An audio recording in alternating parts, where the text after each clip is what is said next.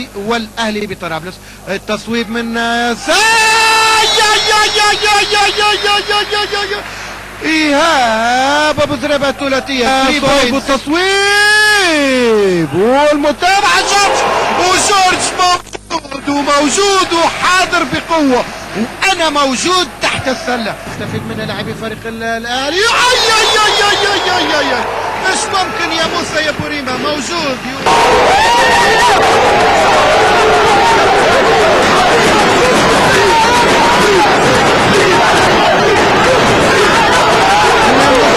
وتعود الكرة من جديد، ويا سلام يا جورج رجل المباراة في الربع الثالث. ايهاب ابو زريبه التصويب من خارج القوس.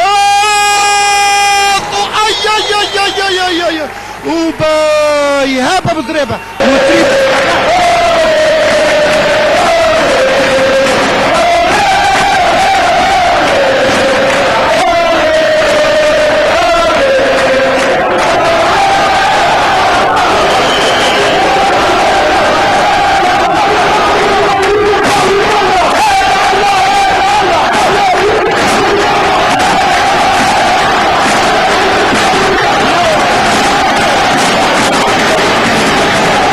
من جورج. اذا التركيز من الناحيه الدفاعيه بالنسبه لاعبيه، واحتساب نقطتين بالفعل، نقطتين وخطا ورميه حره اضافيه، والخط تكون داخل حلقه. وعوده فريق الاتحاد من الناحيه الدفاعيه، والتصويب من ايهاب. ايهاب ابو زريبه الثلاثيه، والثلاثيه 61 52 اتسعت. تمرير في اتجاه احمد الديب، دخول والتمرير موسى بوريما، ودنك رايح من موسى بوريما. 63 55. الرميه الحره الاولى ناجحه، 64 نقطه، تكون داخل حلقه 65. إذا 11 الثانية على نهاية اللقاء.